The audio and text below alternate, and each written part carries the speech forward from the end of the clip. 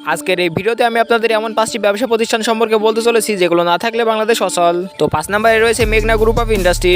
রাসায়নিক কারখানা থেকে শুরু করে সিমেন্ট, সাইকেল ইত্যাদি সব ধরনের পণ্য তৈরি করে থাকে এই কোম্পানিটি। পুরো বাংলাদেশে মেঘনা গ্রুপের 50টিরও বেশি কারখানা রয়েছে।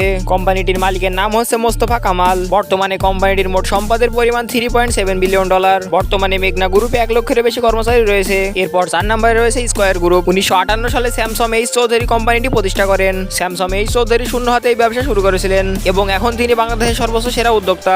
স্কয়ার কোম্পানি রয়েছে স্কয়ার ফার্ম থেকে শুরু করে স্কয়ার টেক্সটাইল এবং মাছরাঙ্গা টেলিভিশন। স্কয়ার কোম্পানি প্রচুর পরিমাণে বাইরের দেশে মেডিসিন রপ্তানি করে থাকে। বর্তমানে স্কয়ার কোম্পানির মোট কর্মসংস্থান প্রায় 60,000। এরপর 3 নম্বরের অবস্থানে রয়েছে আকিজ গ্রুপ। আকিজ কোম্পানি শুরু হয়েছিল সামান্য তামাক ব্যবসা থেকে এবং বাংলাদেশের সরকারকে সব থেকে বেশি ট্যাক্স দেওয়ার রেকর্ড রয়েছে আকিজ কোম্পানির। 1940 সালে শেখ আকিজ উদ্দিনে আকিজ কোম্পানি প্রতিষ্ঠা করেন। আকিজ গ্রুপের ব্যবসা সেক্টরগুলো হচ্ছে সিরামিক, পেন্টিং, ঔষধ এবং ফুড অ্যান্ড বেভারেজ। এছাড়াও 20 থেকে 30টি সেক্টর রয়েছে যেখানে আকিজ গ্রুপ উৎপাদন এবং বিপণনের কাজ করে থাকে। বর্তমানে তাদের সব থেকে বেশি আয় হয়ে থাকে আকিজ ফুড অ্যান্ড বেভারেজ থেকে। তাদের পণ্যর মধ্যে সব থেকে জনপ্রিয় পণ্য হচ্ছে স্পিড, মোজো, ফুটিকা এবং ক্লেমন। এই পণ্যগুলি বাংলাদেশে অনেক জনপ্রিয়। পুরো বাংলাদেশে আকিজ কোম্পানির মোট কর্মসংস্থান 70,000। এরপর 2 নম্বরের অবস্থানে রয়েছে বেসমিনকো গ্রুপ। এই কোম্পানিটি 1972 সালে প্রতিষ্ঠা করা হয় এবং এই কোম্পানিটির মালিকের নাম হচ্ছে সালমান এফ রহমান। বাংলাদেশ শেয়ার বাজারে সব থেকে বেশি শেয়ার রয়েছে এই কোম্পানির। মূলত ঔষধের মাধ্যমে ব্যবসা শুরু করেছিল এই কোম্পানি। ঔষধ শিল্পের বাইরে গার্মেন্টস, মিডিয়া এবং আবাসন সেক্টরে এই কোম্পানিটি ব্যবসা করে থাকে।